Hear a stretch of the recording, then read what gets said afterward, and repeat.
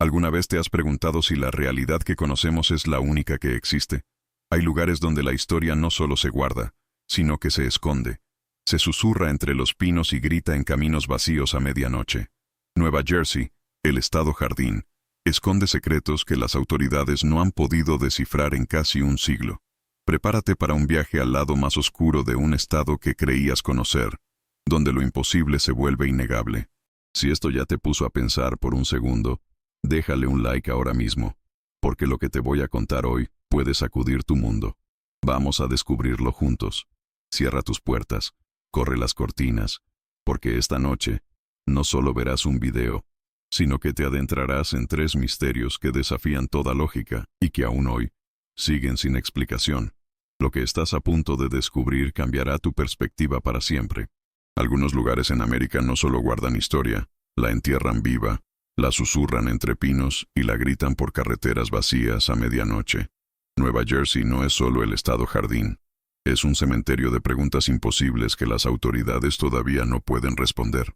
Esta noche, no solo estás viendo un video, estás entrando en 3 casos que destrozaron a las personas que los investigaron. 3 misterios que demuestran que algunos secretos están destinados a permanecer enterrados en las sombras de los Pine Barrens y los suburbios de pequeños pueblos. Lo que estás a punto de descubrir cambiará cómo ves el estado que creías conocer. El secuestro de Lindbergh, el crimen sin resolver del siglo en América. El 1 de marzo de 1932, en Hopewell, Nueva Jersey, la familia más famosa de América se convirtió en víctima de un crimen que todavía no tiene sentido. Charles Lindbergh no era solo un piloto, era el chico de oro de América, el primer hombre en volar solo a través del Atlántico. Un héroe nacional que no podía hacer nada mal. Su pequeño hijo, Charles Jr., era el niño más preciado de América. 20 meses de edad, cabello rubio, ojos azules, protegido por riqueza, fama y una seguridad que debería haberlo hecho intocable. Pero esa noche, alguien hizo lo imposible. Entraron a la casa Lindbergh, subieron al segundo piso y se llevaron al bebé directamente de su cuna. Dejaron una nota de rescate y una escalera rota. Lo que no dejaron te perseguirá. Ni una sola huella dactilar. Ninguna. Piénsalo por un segundo. Una escena del crimen donde alguien manipuló una ventana, subió una escalera y dejó una nota, pero de alguna manera logró evitar dejar una sola huella utilizable en cualquier lugar. Ni en la ventana, ni en la escalera, ni en la nota de rescate. El FBI lo llamó el crimen del siglo, pero esto es lo que no quieren que sepas. Nunca lo resolvieron realmente. Ejecutaron a un hombre por ello, claro, pero la evidencia cuenta una historia que no cuadra. Una historia donde las huellas dactilares se desvanecen, donde los testigos cambian su testimonio, donde la escalera utilizada en el crimen es limpiada por las mismas personas que la investigan, donde un hombre muere jurando su inocencia, y los verdaderos perpetradores desaparecen en las sombras. Esto no es solo sobre un secuestro, es sobre lo que sucede cuando lo imposible se vuelve innegable, cuando la evidencia que debería existir simplemente no está. Cuando el crimen más investigado en la historia de Estados Unidos todavía no puede ser explicado. Esa noche no solo perdieron a un bebé, perdieron la realidad misma. Imagina esto. Es una fría tarde de martes en marzo. La finca Lindbergh se encuentra aislada en la Nueva Jersey rural, rodeada por 500 acres de propiedad. Charles Lindbergh está en Nueva York por negocios. Ann Morrow. Lindbergh está cenando abajo. Su hijo duerme pacíficamente en su cuarto en el segundo piso. El bebé tiene un resfriado. Las ventanas de la habitación están cerradas contra el frío de marzo. Betty Gao, la niñera, acuesta a Charles Jr. a las 8:00 p.m. Lo revisa una última vez. Todo es normal. Todo está seguro. A las 10 p.m. Y Betty va a revisar al bebé de nuevo. Abre la puerta de la habitación. La cuna está vacía. Ni llanto, ni forcejeo, ni ningún sonido. Corre hacia Ann Lindbergh. Señora Lindbergh, ¿tiene al bebé? La sangre de Ann se congela. No, está en su cuna. Corren de vuelta a la habitación. La ventana está abierta. Hay un sobre en el alféizar. Afuera, una escalera rota yace contra la casa. Charles Lindbergh llega a casa y lee la nota de rescate. La letra es extraña, extranjera. Demanda $50,000 y advierte que cualquier intervención policial resultará en la muerte del niño. La nota está firmada con 2 círculos entrelazados y 3 agujeros cuadrados. Pero aquí es donde las cosas se vuelven imposibles. Los investigadores llegan y no encuentran nada. Ni huellas dactilares en la escalera, ni huellas dactilares en la ventana que claramente fue abierta, ni huellas dactilares en la nota de rescate, ni sangre, ni señales de lucha, ni evidencia de que alguien haya estado en esa habitación. El doctor Iraus Hudson, el experto forense, no podía creerlo. Sabía que Betty Gow y Ann Lindbergh habían tocado esa ventana más temprano ese día. Sus huellas deberían haber estado allí, pero no estaban. Las huellas deben haber sido limpiadas, concluyó. ¿Limpiadas? ¿Por quién? ¿Cuándo? ¿Y por qué alguien limpiaría las huellas dactilares, pero dejaría una nota de rescate? La escalera misma cuenta una historia aún más extraña. Está hecha de diferentes tipos de madera, algunas frescas, otras viejas, algunas desgastadas, como si hubiera sido construida con restos y piezas sobrantes, pero la construcción es precisa, profesional. Está diseñada para encajar la altura exacta necesaria para alcanzar la ventana de la habitación del bebé. ¿Cómo sabía el secuestrador las medidas exactas? ¿Cómo sabía cuál era la ventana de la habitación del bebé? ¿Cómo conocía la rutina de la familia? La policía local examinó los terrenos alrededor de la casa. La escalera dejó impresiones en el suelo blando donde fue colocada, pero no hay otras huellas, ni marcas de neumáticos, ni evidencia de cómo llegó o se fue el secuestrador. Es como si se hubieran materializado de la nada. Se hubieran llevado al bebé y hubieran desaparecido. Las notas de rescate siguen llegando, 3 en total, cada una más amenazante que la anterior. Las demandas escalan a $70,000. La letra es consistente, pero extraña. Las palabras están mal escritas de la misma manera cada vez. Where se convierte en where, or se convierte en our. El doctor John Condon, un director de escuela jubilado del Bronx, se ofrece como intermediario. Publica una carta en el periódico ofreciendo pagar $1,000 adicionales de su propio dinero. Los secuestradores responden. Quieren un trato con él. El 2 de abril de 1932, el doctor Condon se reúne con un hombre en el cementerio de Woodlawn. El hombre se llama a sí mismo John.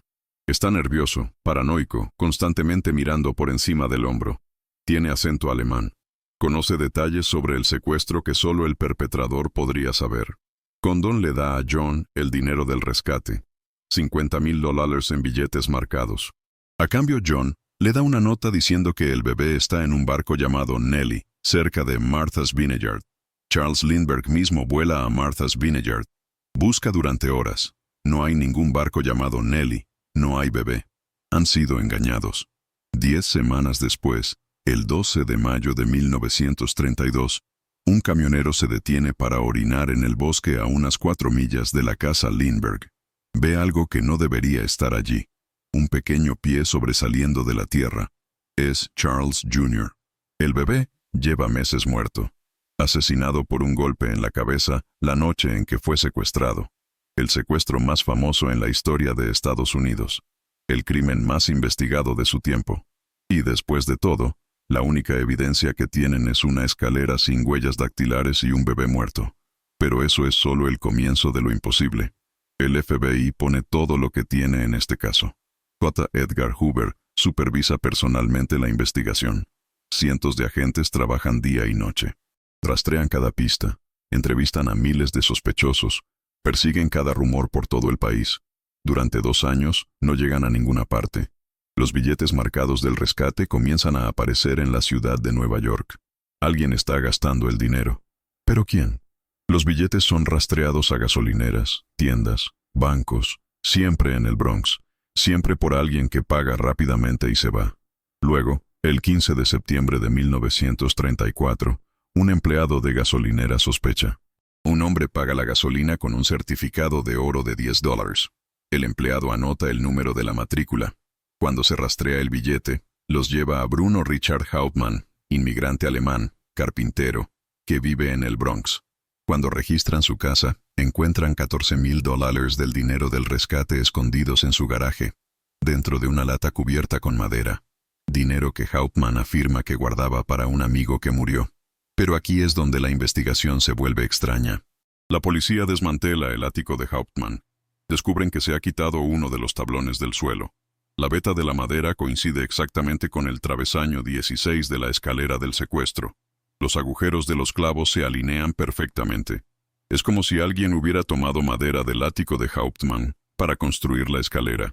El doctor Arthur Kühler, un experto federal en madera, pasa meses analizando cada pieza de la escalera. Rastrea la madera hasta los aserraderos. Examina las marcas de las herramientas. Crea lo que él llama huellas dactilares de madera. Su conclusión es que el travesaño 16 definitivamente provino del ático de Hauptmann. Pero espera, hay un problema. La policía había estado en el ático de Hauptmann antes. Lo habían registrado a fondo cuando lo arrestaron por primera vez. Nadie mencionó un tablón faltante. Nadie fotografió el suelo del ático. La evidencia solo apareció después de que los investigadores regresaron una segunda vez. Expertos en caligrafía examinan las notas de rescate. Encuentran similitudes con la escritura de Hauptmann. Los mismos finales hacia atrás, las mismas faltas de ortografía, las mismas formaciones de letras. Pero otros expertos no están de acuerdo. Dicen que las similitudes son forzadas, casuales, no lo suficiente como para probar nada. El Dr. Condon identifica a Hauptmann como John de la reunión en el cementerio. Charles Lindbergh identifica su voz, pero también hay un problema con eso. Cuando Hauptmann fue llevado por primera vez a una rueda de reconocimiento policial, el Dr. Condon no pudo identificarlo. Dijo que no estaba seguro. Fue solo más tarde, después de hablar con la policía, que se convenció. Los propios informes iniciales del FBI sugieren que el secuestro involucró a 2 personas, pero este detalle se oculta durante el juicio. La fiscalía lo presenta como un trabajo de un solo hombre. Violet Sharp, una sirvienta que trabajaba en la casa de la madre de Ann Lindbergh, se suicida durante el interrogatorio. Bebe veneno en lugar de responder más preguntas sobre su paradero la noche del secuestro. La policía dice que solo estaba asustada. Otros se preguntan qué estaba ocultando. Los primeros informes del FBI también mencionaron algo más, algo que nunca llegó a juicio. La teoría del trabajo interno. Alguien tenía que conocer la rutina de la familia. Alguien tenía que saber cuál era la ventana del cuarto del bebé.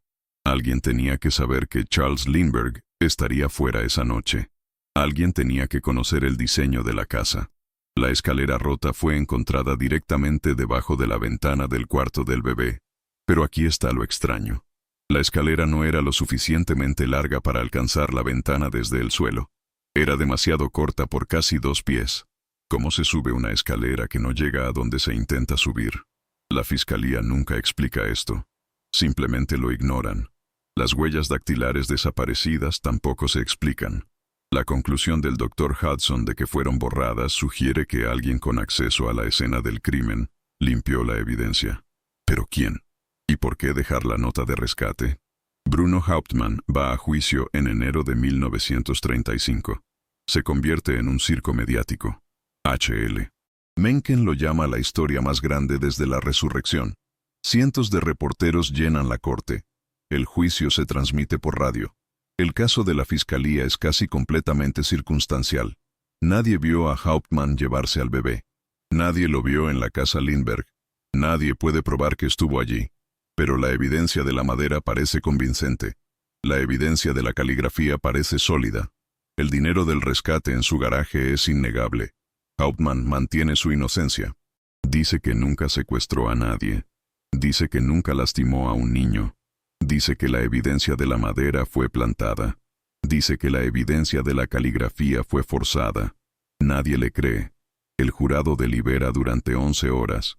Lo encuentran culpable de asesinato en primer grado. El juez lo sentencia a muerte. Bruno Hauptmann es ejecutado el 3 de abril de 1936. Va a su muerte jurando que es inocente. Sus últimas palabras son sobre su esposa e hijo. Nunca confiesa. Nunca admite culpabilidad. Caso cerrado, según las autoridades. Pero la evidencia todavía no tiene sentido. Aquí está lo que no quieren que sepas sobre el secuestro de Lindbergh. La evidencia de huellas dactilares que se suponía que debía estar allí, no lo estaba. La evidencia de la madera que condenó a Hauptmann apareció solo después de que la policía registró su casa por segunda vez. La evidencia de la caligrafía fue disputada por expertos que nunca pudieron testificar.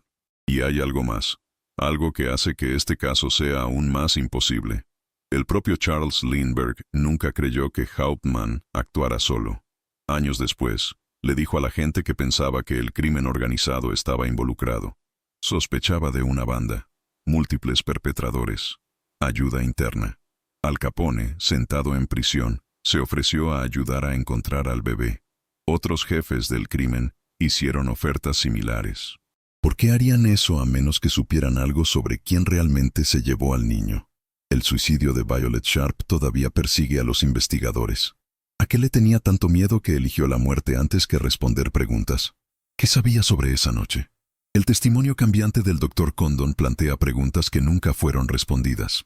¿Por qué no pudo identificar a Hauptmann en la rueda de reconocimiento? ¿Qué le hizo cambiar de opinión? El tablón faltante en el ático de Hauptmann desafía toda explicación. ¿Cómo se quita un trozo de madera de su propio suelo? Se usa para construir una escalera. ¿Se comete un secuestro y luego nunca se menciona que hay un agujero en el suelo de su ático? Pero aquí está la parte más inquietante. Análisis recientes de la evidencia sugieren algo que lo cambia todo.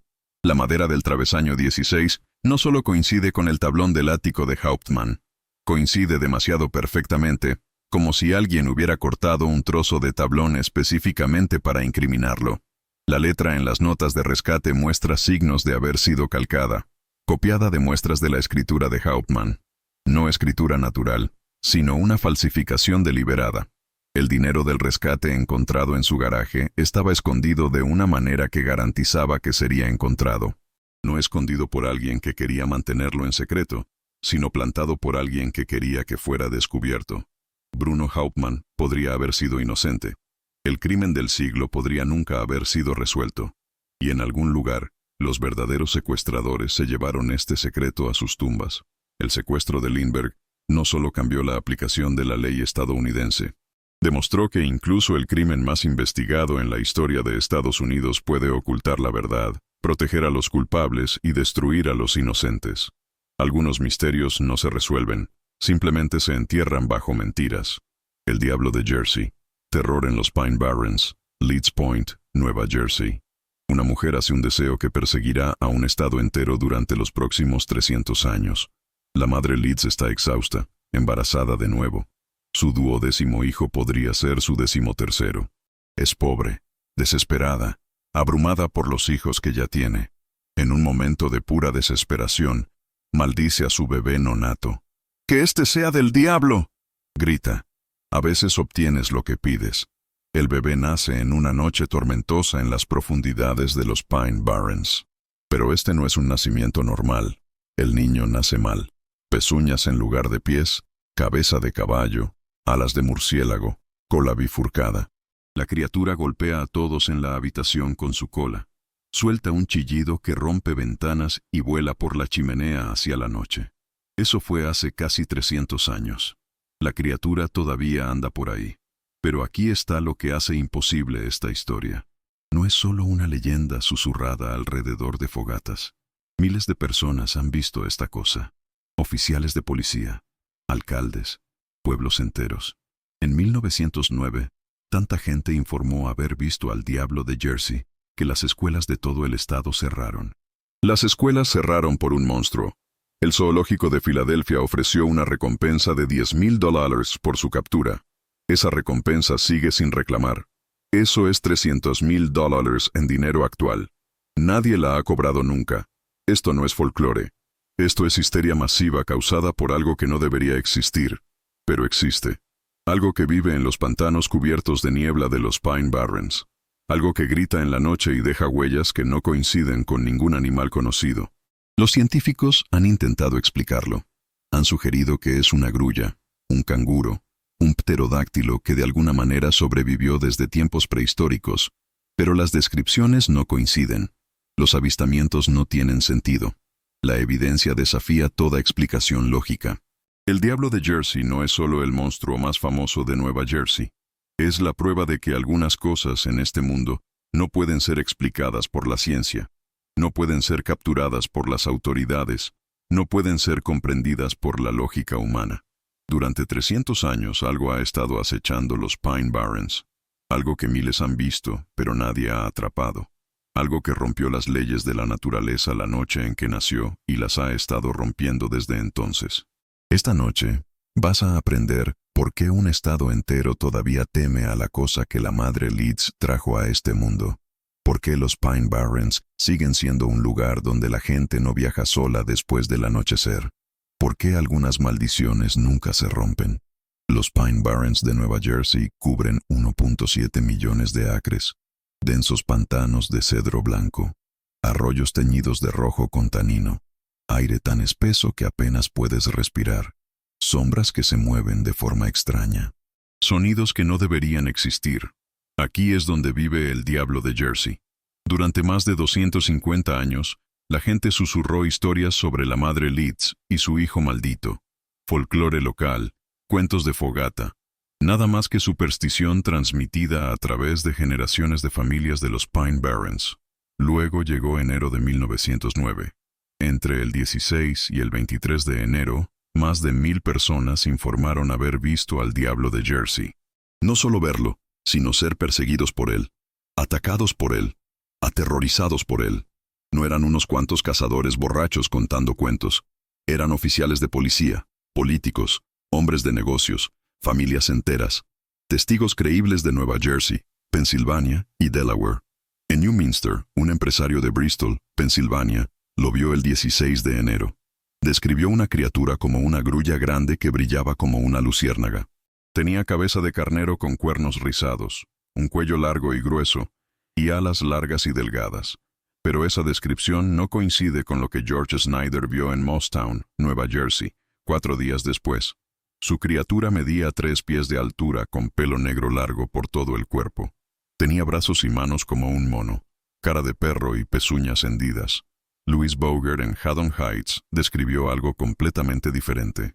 Su diablo de Jersey se parecía a un canguro con un cuello largo, rasgos horribles y alas de tamaño considerable. Medía unos 4 pies de altura sobre patas largas y algo delgadas. Howard Campbell, cerca de Atlantic City, vio algo más. Una criatura con cabeza de caballo, alas de murciélago y cola como la de una rata, solo que más larga. 4 testigos, 4 descripciones completamente diferentes, todos afirmando ver la misma criatura en una semana. ¿Cómo se explica eso? Los avistamientos no se limitaron a una sola área. La criatura fue vista, según los informes, a lo largo de cientos de millas. De Bridgeton a Haddonfield, de Filadelfia a Camden, de Trenton a Atlantic City, incluso cruzando fronteras estatales hacia Maryland y Delaware. Para que una criatura cubriera tanto territorio en una semana, tendría que viajar más rápido que cualquier animal conocido. Tendría que aparecer en múltiples lugares al mismo tiempo. Imposible, sí. Pero los avistamientos seguían llegando. El 19 de enero de 1909, Camden, Nueva Jersey. 2 hombres que caminaban a casa tarde en la noche escucharon un sonido que les heló la sangre. Un chillido que no pertenecía a ninguna criatura terrestre. Levantaron la vista y vieron algo volando por encima, con las alas extendidas, los ojos brillando en la oscuridad. La cosa los rodeó 3 veces. Luego desapareció en la noche. Lo reportaron a la policía. Los oficiales no les creyeron hasta que investigaron la zona donde los hombres caminaban. En el suelo blando encontraron huellas, marcas de pezuñas, pero extrañas, demasiado grandes, demasiado profundas, que se dirigían en direcciones imposibles. El 20 de enero de 1909, Haddon Heights, Nueva Jersey. El departamento de bomberos es llamado para investigar extrañas huellas en la nieve. Huellas que aparecen en los tejados. Huellas que comienzan y terminan sin explicación. Huellas que conducen a paredes y simplemente desaparecen. El jefe de bomberos sigue las huellas por más de 2 millas. Se entrelazan entre casas, cruzan calles, suben a porches y bajan a sótanos, pero nunca se conectan. Es como si la criatura se teletransportara de un lugar a otro. El 21 de enero de 1909, Collingswood, Nueva Jersey. Un tranvía lleno de pasajeros ve al diablo de Jersey aterrizar en las vías delante de ellos. El conductor frena bruscamente, pero la criatura no se mueve. Se gira para mirar el tranvía, extiende sus alas y suelta un grito que rompe 3 ventanas. Luego se lanza al aire y desaparece. 16 pasajeros vieron lo mismo. Todos describen la misma criatura imposible. La histeria se extiende como un reguero de pólvora. Los periódicos de todo el país retoman la historia. El zoológico de Filadelfia ofrece su recompensa de $10,000. Las escuelas comienzan a cerrar porque los padres tienen miedo de dejar que sus hijos caminen solos a casa. El 22 de enero de 1909, Chester, Pensilvania. Los oficiales de policía Nelson Evans y Howard Campbell patrullan tarde en la noche cuando ven algo que no debería existir. Una criatura de unos 3 pies de altura, cubierta de pelo negro, de pie en medio de la calle. Tiene cabeza de caballo, alas como un murciélago y una cola que se agita de un lado a otro como un gato enojado. El oficial Evans saca su arma y dispara 6 tiros. Las balas atraviesan a la criatura sin efecto. Mira a los oficiales, grita y se va volando. 2 oficiales de policía entrenados, 6 balas, ningún efecto. ¿Cómo le disparas a algo que las balas no pueden detener? Los avistamientos alcanzan su punto máximo el 23 de enero. Más de 100 informes separados en un solo día. La criatura es vista simultáneamente en lugares separados por 50 millas. Ataca a un perro en Camden mientras es avistada por una familia en Trenton. Luego, tan repentinamente como comenzó, la histeria se detiene. No más avistamientos, no más ataques, no más terror. El diablo de Jersey se desvanece de nuevo en los Pine Barrens, tan misteriosamente como había emergido. Pero la evidencia permanece. Miles de testigos, cientos de informes policiales, fotografías de huellas que no coinciden con ningún animal conocido, grabaciones de sonidos que desafían la clasificación. La Academia de Ciencias Naturales investiga. No encuentran evidencia de ninguna criatura que coincida con las descripciones. Ni huesos, ni pelo, ni excrementos. Nada que pruebe que el diablo de Jersey existe. Pero tampoco pueden explicar los avistamientos. No pueden desacreditar a los testigos. No pueden dar cuenta de la histeria masiva que se apoderó de toda una región durante una semana. Su conclusión oficial: el diablo de Jersey permanece sin explicación. Los científicos proponen teorías. Tal vez fue una grulla de arena desviada por las tormentas de invierno. Tal vez fue un engaño perpetrado por periódicos en busca de historias. Tal vez fue una alucinación masiva provocada por la ansiedad social. Pero ninguna de estas teorías explica la evidencia física, las huellas, los sonidos, los avistamientos simultáneos a lo largo de cientos de millas. El diablo de Jersey de 1909 no fue solo un avistamiento de monstruos. Fue una semana en que la realidad se desmoronó, cuando lo imposible se volvió innegable, cuando miles de personas vieron algo que no debería existir, pero existió. Y en los Pine Barrens, donde la niebla se eleva de los pantanos de cedro y las sombras se mueven de forma extraña, algunas personas dicen que todavía está ahí, esperando. Después de que la histeria de 1909 se calmó, los científicos intentaron entender lo que había sucedido. ¿Cómo más de 1,000 personas ven la misma criatura inexistente en una semana? ¿Cómo se explican los avistamientos masivos en múltiples estados? La Academia de Ciencias Naturales de Filadelfia lanzó una investigación formal. Enviaron equipos a los Pine Barrens. Entrevistaron a testigos. Analizaron la evidencia física. Lo que encontraron fue inquietante. Las huellas dejadas por la criatura desafiaron la clasificación. Parecían huellas de pezuñas, pero incorrectas. Demasiado grandes para cualquier animal nativo, demasiado profundas para el peso reportado de la criatura, y aparecieron en lugares imposibles. El Dr. Henry Fowler, el investigador principal, documentó huellas en los tejados, huellas que comenzaron en medio de campos cubiertos de nieve, sin marcas de aproximación, huellas que conducían a paredes y simplemente se detenían. Estas huellas, escribió en su informe, sugieren un animal capaz de volar, pero también de un peso sustancial cuando está en tierra. Ninguna especie conocida encaja con este perfil. El equipo de investigación intentó recrear las huellas utilizando varios animales: caballos, ciervos, perros grandes, incluso animales exóticos de circos locales. Nada coincidió. Las grabaciones de sonido fueron igualmente desconcertantes. Múltiples testigos habían descrito el grito del diablo de Jersey como diferente a todo lo que habían escuchado. Algunos lo compararon con el grito de una mujer. Otros dijeron que sonaba como metal siendo desgarrado. En Haddon Heights, los residentes habían logrado grabar el sonido en una máquina de fonógrafo temprana. Cuando se analizó, La grabación mostró frecuencias que no coincidían con ninguna vocalización animal conocida. El tono era demasiado alto. Los armónicos eran incorrectos. Pero aquí es donde la investigación se vuelve extraña. Cuanta más evidencia reunían los científicos, menos sentido tenía. Cada pieza de prueba que encontraban solo hacía al diablo de Jersey más imposible. El equipo del Dr. Fowler examinó los patrones de vuelo reportados de la criatura.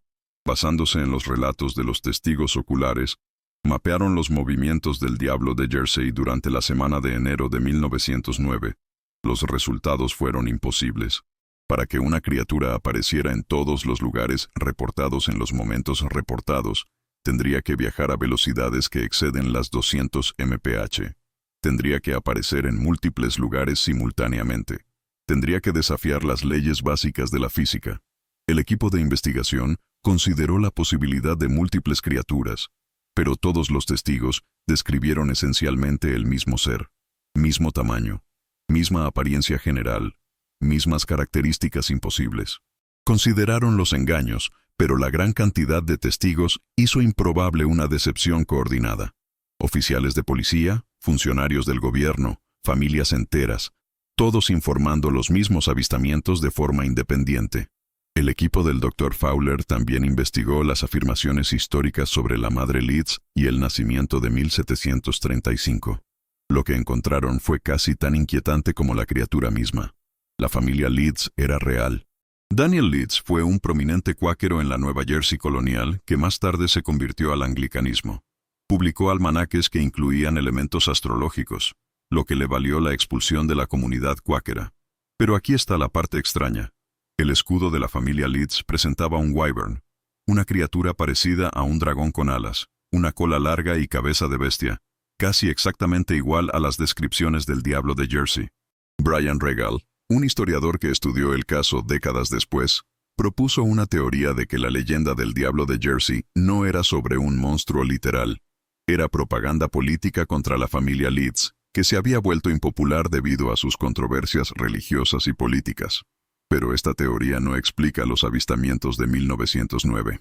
No se puede descartar a miles de testigos oculares como propaganda política 150 años después del hecho. La investigación también descubrió algo más, algo que las autoridades intentaron mantener en secreto. La histeria de enero de 1909 no fue el primer avistamiento masivo del diablo de Jersey. Eventos similares habían ocurrido en 1840, 1873 y 1894. Siempre en invierno, siempre durando aproximadamente una semana, siempre terminando tan abruptamente como comenzaron. Los periódicos locales de estos periodos anteriores describieron la misma criatura, los mismos avistamientos imposibles, el mismo terror que se apoderó de las comunidades locales. Era como si el diablo de Jersey apareciera según un horario. Cada pocas décadas, emergía de los Pine Barrens, aterrorizaba a la población local durante una semana, y luego desaparecía de nuevo. Pero el evento de 1909 fue diferente. Fue la primera vez que los avistamientos se documentaron con técnicas de investigación modernas.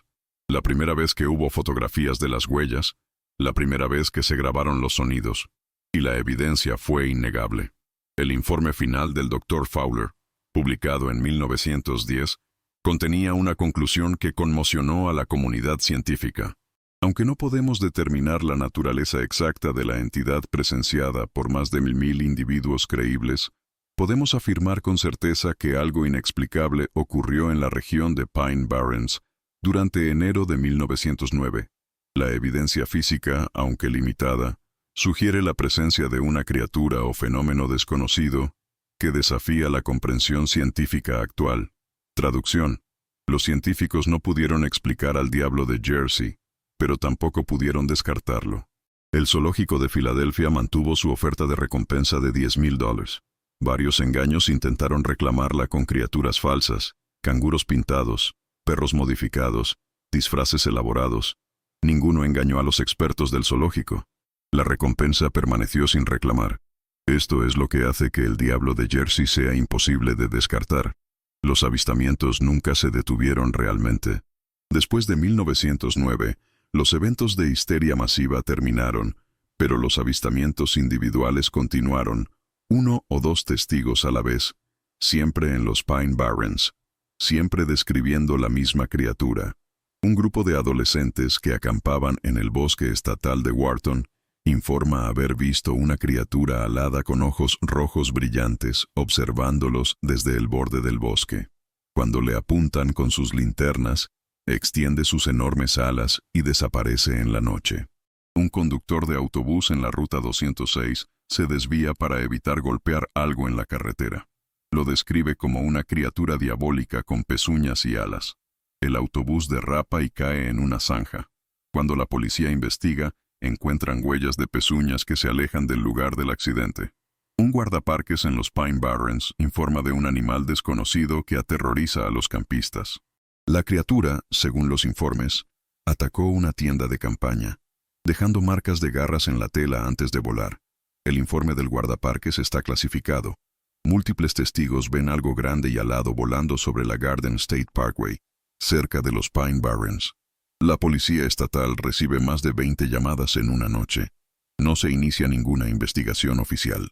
Una familia que conducía por los Pine Barrens afirma que su coche fue atacado por una criatura voladora que dejó abolladuras en el techo y arañazos en las ventanas. Las compañías de seguros se negaron a cubrir los daños, citando cláusulas de acto de Dios. El Diablo de Jersey ha sobrevivido a la investigación científica, al escrutinio gubernamental y a siglos de escepticismo. Se ha adaptado a los tiempos cambiantes.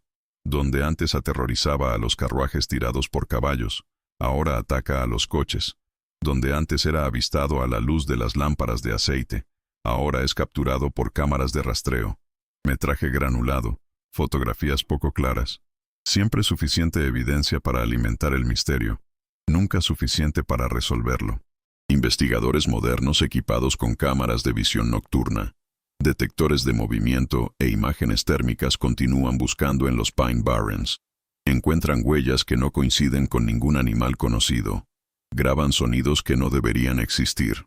Documentan anomalías electromagnéticas en áreas donde se cita a la criatura, pero nunca encuentran a la criatura misma. El Diablo de Jersey sigue siendo lo que siempre ha sido. Prueba de que algunas cosas en este mundo no pueden ser explicadas, no pueden ser capturadas, no pueden ser entendidas. En los Pine Barrens, donde la niebla se eleva y las sombras danzan, lo imposible sigue vivo. Shades of Death Road, la carretera más embrujada de Nueva Jersey. Condado de Warren, Nueva Jersey. Una carretera tan embrujada que solo decir su nombre hace que los lugareños se persignen. Shades of Death Road, no Maple Street, no Pleasant Avenue. Nada normal que esperarías encontrar en los suburbios de Nueva Jersey.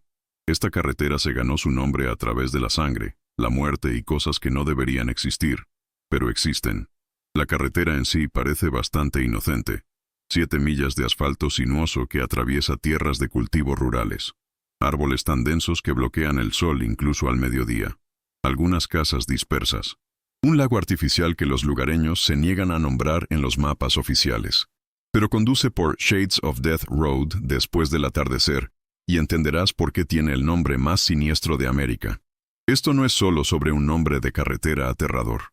Esto es sobre un lugar donde la realidad se desmorona, donde las leyes de la física no se aplican, donde la gente ve cosas que les hacen cuestionar todo lo que creían saber sobre el mundo. Orbes de luz que persiguen coches. Niebla que aparece de la nada y desaparece igual de rápido. Voces que llaman desde bosques vacíos. Apariciones que caminan por la carretera a plena luz del día y se desvanecen cuando te acercas. Las historias se remontan a siglos. Brutales asesinatos por parte de ladrones de caminos que degollaban a los viajeros y dejaban sus cuerpos en los pantanos. Una epidemia de malaria tan devastadora que los lugareños llamaron al área mortal. Animales salvajes que cazaban en manadas, atacando a cualquiera que se atreviera a viajar solo por la carretera. Pero las muertes no fueron el final de la historia. Fueron solo el principio, porque en Shades of Death Road, los muertos no permanecen muertos. Se quedan, observan, interactúan con los vivos de maneras que no deberían ser posibles. Oficiales de policía han presentado informes sobre cosas que no pueden explicar. Conductores han estrellado sus coches tratando de evitar apariciones que se desvanecen en el momento del impacto. Familias se han mudado de la zona después de experimentar fenómenos que los dejaron traumatizados. Esto no es folclore. Esto no es leyenda urbana. Esta es una actividad paranormal documentada y continua que tiene a las autoridades desconcertadas y a los residentes aterrorizados. Esta noche, vas a aprender por qué Shades of Death Road se ganó su nombre. ¿Por qué los lugareños la evitan después del anochecer? ¿Por qué incluso los escépticos que conducen por esta carretera una vez, nunca más lo hacen? Algunas carreteras te llevan a lugares. Esta carretera te quita algo. La historia de Shades of Death Road se lee como un catálogo de miseria humana. Nadie sabe exactamente cuándo obtuvo su nombre, pero todos están de acuerdo en que fue ganado con sangre. La teoría más creíble se remonta a mediados del siglo XIX. El área alrededor de la carretera era conocida como Great Meadows, una zona pantanosa baja perfecta para la cría de mosquitos. Cuando la malaria golpeó, lo hizo con fuerza. Familias enteras murieron en cuestión de días. La tasa de mortalidad era tan alta que los lugareños comenzaron a llamar al área mortal. Los cuerpos se amontonaban más rápido de lo que podían ser enterrados. Los propios pantanos se convirtieron en cementerios. Pero esa no fue la única fuente de muerte. Las leyendas locales hablan de bandoleros que hicieron de la carretera su coto de caza. Los viajeros eran robados, asesinados y sus cuerpos arrojados a los pantanos cercanos. Algunos relatos afirman que hasta 42 personas fueron linchadas a lo largo de la carretera durante décadas. Las historias son consistentes y específicas, bandas de hombres que extendían cuerdas por la carretera para detener carruajes. Víctimas que eran golpeadas, robadas y abandonadas a su suerte. Cuerpos que nunca fueron encontrados porque el pantano los engullía enteros. En las décadas de 1920 y 1930, los asesinatos se volvieron más creativos y más inquietantes. Los registros locales mencionan a un hombre asesinado por unas monedas de oro que llevaba. El asesino no solo robó el dinero, sino que desmembró el cuerpo, enterrando la cabeza a un lado de la carretera y el torso al otro. Otro caso involucró a una mujer que supuestamente mató a su esposo y enterró sus restos de la misma manera. Cabeza y cuerpo separados y enterrados en lados opuestos de Shades of Death Road. ¿Por qué dividir los cuerpos? El folclore local sugiere que era para evitar que los espíritus se reensamblaran y buscaran venganza. No funcionó. A principios del siglo XX, la gente comenzó a reportar fenómenos que no podían explicarse por causas naturales. El primer evento paranormal documentado ocurrió en 1905. Un vendedor ambulante conducía su carro tirado por caballos por la carretera a altas horas de la noche, cuando se encontró con lo que describió como una niebla blanca que parecía moverse con propósito. La niebla rodeó su carro, y su caballo se aterrorizó, encabritándose y negándose a avanzar. A través de la niebla, el vendedor informó haber visto caras de personas que parecían ahogarse o asfixiarse. Cuando la niebla se disipó, su caballo fue encontrado muerto, por lo que parecía ser un ataque al corazón. El vendedor caminó las 5 millas restantes hasta el pueblo, afirmando que las caras en la niebla habían estado tratando de advertirle sobre algo. 3 días después, fue encontrado muerto en su habitación de hotel. La causa de la muerte se catalogó como insuficiencia cardíaca, pero no había signos de enfermedad cardíaca. El hombre tenía 34 años y gozaba de perfecta salud. Con el paso de las décadas, los fenómenos se volvieron más frecuentes y más intensos. Ghost Lake, el cuerpo de agua sin nombre adyacente a Shades of Death Road, se convirtió en un punto focal para la actividad sobrenatural. El lago fue artificial, creado a principios del siglo XX cuando se represó un pequeño arroyo. Pero aquí está lo extraño de Ghost Lake. El nombre no aparece en ningún mapa oficial del Servicio Geológico de E.U. No está en ninguna base de datos gubernamental. Según los registros oficiales, el lago no existe. Sin embargo, está ahí. Puedes verlo. Puedes tocar el agua. Incluso puedes nadar en él. Aunque los lugareños desaconsejan encarecidamente hacerlo, el lago se ganó su nombre no oficial por las formaciones de vapor fantasmagóricas que se elevan de su superficie, particularmente en las mañanas frías. Estos no son patrones de niebla normales. Se mueven de maneras en que la niebla no debería moverse. Forman formas que parecen inquietantemente humanas. Los visitantes de Ghost Lake informan haber visto figuras caminando sobre la superficie del agua, no flotando, sino caminando, dando pasos deliberados a través del lago, como si el agua fuera tierra firme. La fotografía de estas apariciones falla constantemente. Las cámaras se estropean. La película sale en blanco. Las cámaras digitales no muestran nada más que agua normal del lago, incluso cuando el fotógrafo ve claramente las figuras a simple vista. En el lado opuesto de Ghost Lake, se encuentra una cabaña abandonada. Los registros locales no muestran permisos para su construcción, propiedad, ni conexiones de servicios públicos. Según los documentos oficiales, la cabaña tampoco existe, pero la gente la ve. La gente ha intentado acercarse a ella. Nadie lo ha logrado. Cuanto más te acercas a la cabaña, más desorientado te sientes. Las brújulas giran salvajemente. Los dispositivos GPS pierden la señal. La gente informa haber caminado hacia la cabaña durante horas solo para encontrarse de vuelta en su punto de partida, sin recordar haber dado la vuelta. Aquellos que se han acercado lo suficiente describen la cabaña como incorrecta. Las proporciones no tienen sentido. Las ventanas son demasiado grandes. La puerta es demasiado pequeña. El techo parece estar en llamas, pero no hay humo ni calor. Dentro de la cabaña, los testigos informan haber visto movimiento. Sombras que se mueven independientemente de cualquier fuente de luz. Figuras que parecen estar sentadas en una mesa comiendo una comida que nunca termina. El Fairy Hole, una pequeña cueva cerca de Ghost Lake, añade otra capa a la reputación sobrenatural de la carretera. La evidencia arqueológica muestra que la cueva fue utilizada por el pueblo Lenape, posiblemente para ceremonias religiosas, pero los fenómenos actuales de la cueva no tienen nada que ver con la espiritualidad nativa americana. Los visitantes informan haber escuchado susurros que provienen de lo profundo de la cueva. No palabras en ningún idioma reconocible, no sonidos que las cuerdas vocales humanas puedan producir. Susurros que parecen provenir de múltiples voces hablando al unísono. El equipo de grabación de sonido falla constantemente en la cueva. Los dispositivos a batería se agotan instantáneamente. Incluso el equipo mecánico de cuerda deja de funcionar. Pero los informes más inquietantes provienen de Lenape Lane, un camino sin pavimentar, sin salida que se ramifica de Shades of Death Road. El carril solo es accesible por vehículos de tracción en las 4 ruedas, y no conduce a nada más que bosque. No hay casas, ni estructuras, ni razón para que el camino exista, pero por la noche, la gente informa haber encontrado el orbe blanco.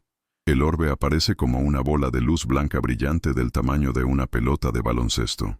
Se manifiesta cerca del final de Lenape Lane, y comienza a seguir a los vehículos de regreso hacia Shades of Death Road. Los conductores que ven el orbe informan que se mueve con inteligencia. No solo flota al azar, persigue activamente a los vehículos, igualando su velocidad y maniobrando alrededor de los obstáculos. La mayoría de los encuentros con el orbe terminan cuando el vehículo llega a Shades of Death Road. El orbe deja de seguir y desaparece. Pero a veces, los testigos informan que el orbe cambia de color durante la persecución de blanco a rojo. Cuando esto sucede, según la leyenda local, alguien muere dentro de las 24 horas. No alguien al azar, alguien conectado con las personas que presenciaron el orbe rojo. Los registros policiales documentan al menos 7 casos en los que personas informaron haber visto el orbe rojo, y un miembro de la familia o un amigo cercano murió al día siguiente. Ataques cardíacos, accidentes automovilísticos, enfermedades repentinas. ¿Coincidencia tal vez? Pero los lugareños no se arriesgan. Cuando ves el orbe blanco en Lenape Lane, conduces rápido y no miras atrás. La investigación más reciente fue realizada en 2019 por un equipo de la Universidad de Rutgers. Utilizando equipos digitales modernos y sensores avanzados, documentaron muchos de los mismos fenómenos que los investigadores anteriores habían encontrado, pero también descubrieron algo nuevo. La actividad paranormal a lo largo de Shades of Death Road estaba aumentando en intensidad. Los eventos que habían sido raros se estaban volviendo comunes. Los fenómenos que habían afectado solo a individuos sensibles ahora estaban siendo experimentados por todos los que visitaban la zona. Era como si lo que sea que acecha a Shades of Death Road se estuviera volviendo más fuerte. La recomendación del equipo de Rutgers no tenía precedentes. Aconsejaron a las autoridades locales que restringieran el acceso a la carretera después del anochecer y que colocaran señales de advertencia sobre peligros ambientales. Esas señales se colocaron en 2020. No mencionan fantasmas ni actividad paranormal. Citan condiciones atmosféricas inestables y posibles riesgos para la salud. Pero los lugareños saben lo que realmente significan. Manténgase alejado de Shades of Death Road después del atardecer. Aquí está lo que los investigadores no quieren que sepas sobre Shades of Death Road. Los fenómenos no son aleatorios. Siguen patrones. Responden a la presencia humana. Se están volviendo más fuertes. Visitantes recientes reportan experiencias que van mucho más allá de los avistamientos de fantasmas tradicionales. La gente describe sentirse físicamente agotada después de conducir por la carretera, coches que se averían sin razón mecánica, aparatos electrónicos que fallan permanentemente después de la exposición a la energía que existe allí. En 2021, una familia que conducía por la zona durante el día informó que su hija de 6 años comenzó a hablar con una voz que no era la suya, una voz adulta, usando vocabulario que la niña no podría conocer, describiendo eventos de la década de 1800 con perfecto detalle. El episodio duró 20 minutos. Cuando terminó, la niña no tenía memoria de lo que había sucedido.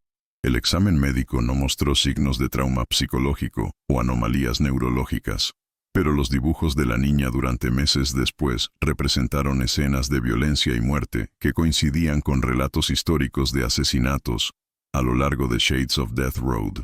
Un incidente de 2022 involucró a un agente de la policía estatal cuya cámara del tablero capturó imágenes de una figura de pie en medio de la carretera. El agente detuvo su vehículo y se acercó a pie, pero no encontró nada. La cámara, sin embargo, mostró a la figura permaneciendo en su lugar, claramente visible, incluso cuando el agente caminó por el punto exacto donde parecía estar de pie. El metraje fue clasificado por las autoridades estatales.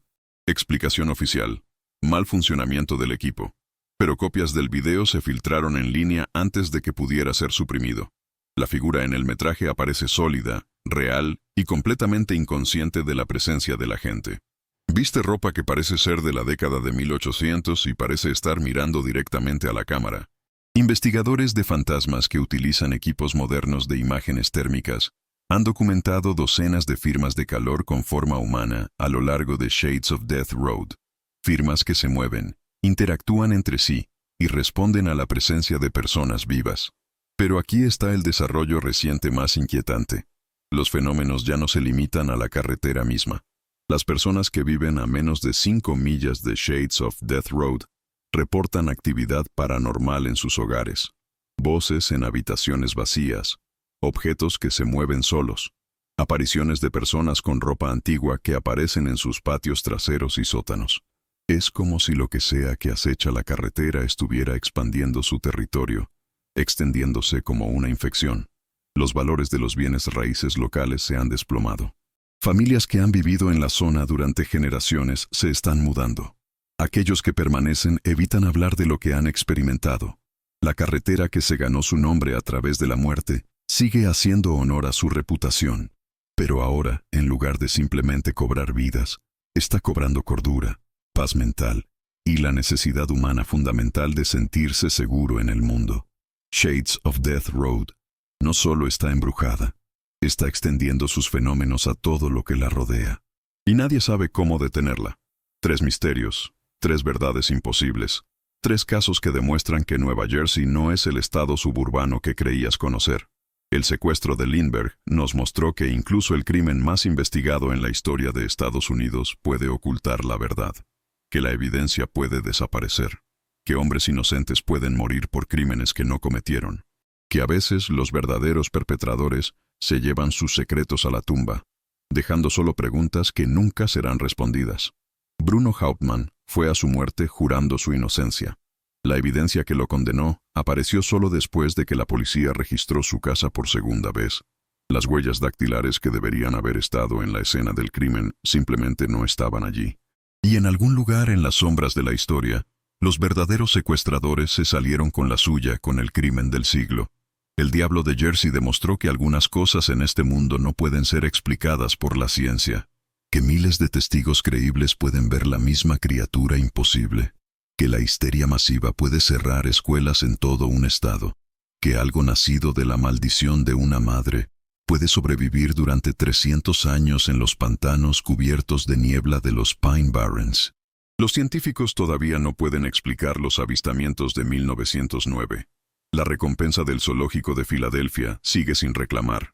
Y en las profundidades de los Pine Barrens, donde las sombras se mueven de forma extraña y la niebla se eleva como seres vivos, algo todavía está ahí, todavía observando, todavía esperando. Shades of Death Road nos mostró que los lugares pueden estar malditos, que los muertos no siempre permanecen muertos, que un tramo de asfalto puede convertirse en una puerta de entrada entre mundos, que la violencia y el sufrimiento del pasado pueden resonar a través del tiempo, creando fenómenos que desafían todas las leyes de la física y la lógica.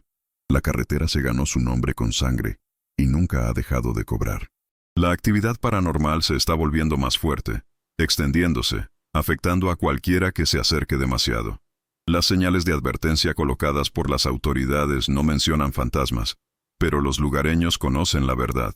Algunas carreteras te llevan a lugares a los que nunca quisiste ir. Pero aquí está lo que conecta los tres misterios. Esto es lo que los hace más que solo historias de miedo. Son la prueba de que la realidad tiene grietas. Lugares donde lo imposible se vuelve posible. Eventos donde las reglas normales no se aplican. Momentos en que el mundo cuidadosamente construido que creemos entender se revela mucho más extraño, mucho más peligroso y mucho más misterioso de lo que jamás imaginamos. Nueva Jersey se encuentra en una de estas grietas. Un lugar donde el velo entre mundos es delgado, donde el pasado se niega a permanecer enterrado, donde lo imposible sucede con tanta frecuencia que los lugareños simplemente se encogen de hombros y evitan ciertas carreteras después del anochecer. Puedes conducir por Nueva Jersey y no ver nada más que autopistas y suburbios, centros comerciales y edificios de oficinas, el paisaje ordinario de la América moderna. Pero si sabes dónde buscar, si sabes qué carreteras tomar y qué historias creer, descubrirás que Nueva Jersey es uno de los lugares más embrujados, misteriosos e imposibles del país. Los Pine Barrens todavía resuenan con gritos inhumanos. Shades of Death Road todavía brilla con luces inexplicables.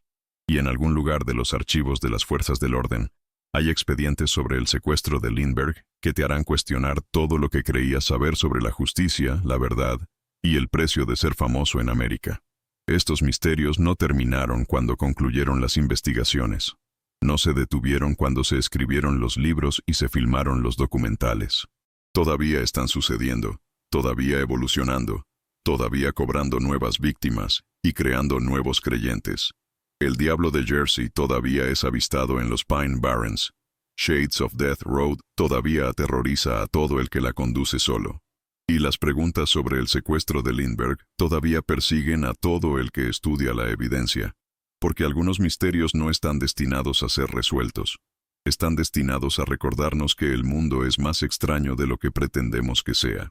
Que hay fuerzas en juego que la ciencia no puede medir y las autoridades no pueden controlar. Que en el espacio entre lo que sabemos y lo que tememos, todo es posible.